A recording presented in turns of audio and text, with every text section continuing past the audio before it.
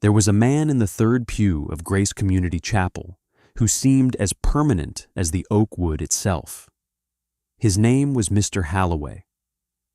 In a congregation where people wore their Sunday best to be seen, Mr. Halloway wore his to be small. He was a man of profound silence.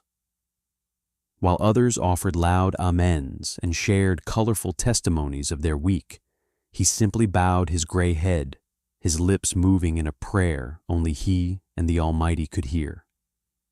To the younger members of the church, and even some of the elders, Mr. Halloway was an enigma, perhaps even a bit cold.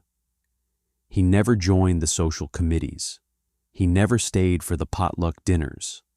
He arrived exactly 3 minutes before the prelude and vanished before the final organ note faded.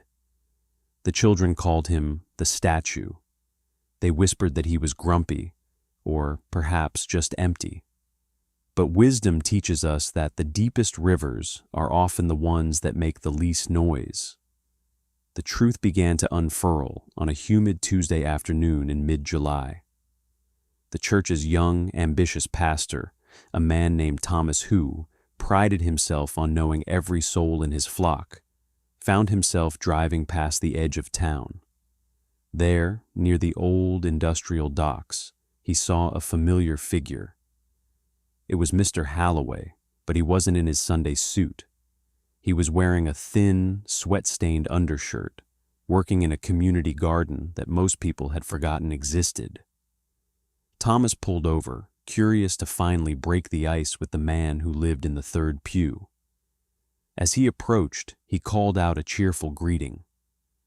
Mr. Halloway turned, wiping sweat from his brow, with a hand that made Thomas stop in his tracks. The man's arms were a map of history, covered in thick silver lines of scar tissue that ran from his wrists to his elbows. Some looked like burns. Others looked like the jagged remnants of a life lived in a storm. "Pastor," Halloway said, his voice like gravel and velvet. He didn't try to hide his arms. He simply went back to weeding the tomatoes. Thomas, usually never at a loss for words, found himself stammering.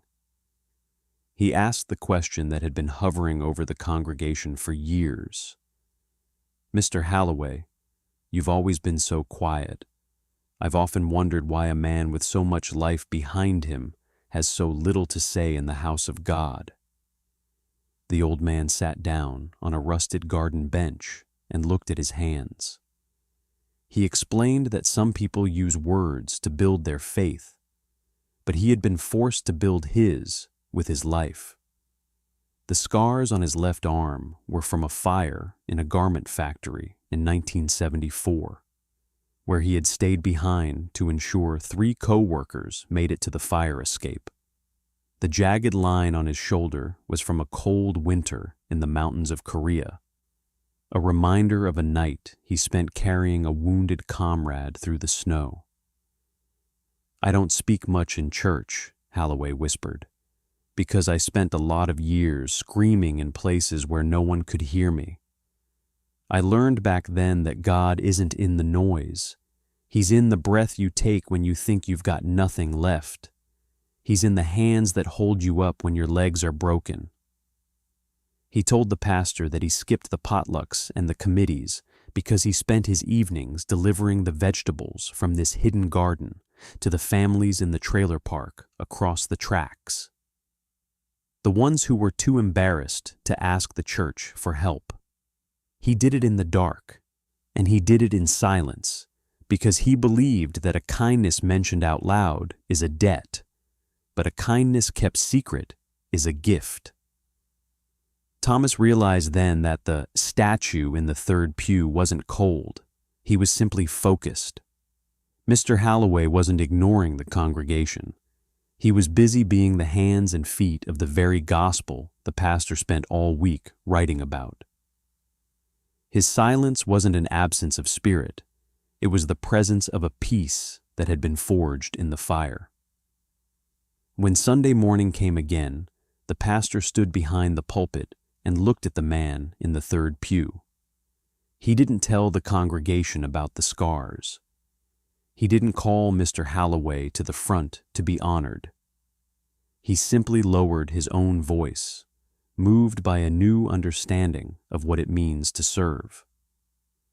We often judge people by how much they contribute to the conversation, forgetting that the most powerful testimonies are written in the scars we cannot see.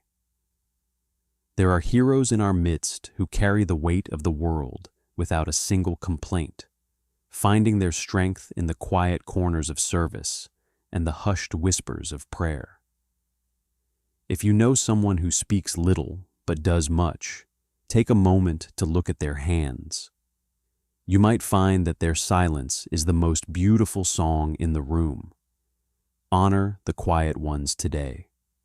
They are the anchors holding us steady in a world that has forgotten how to listen. Thank you for being part of this journey with us. If this story reminded you of a quiet hero in your life, share their story in the comments.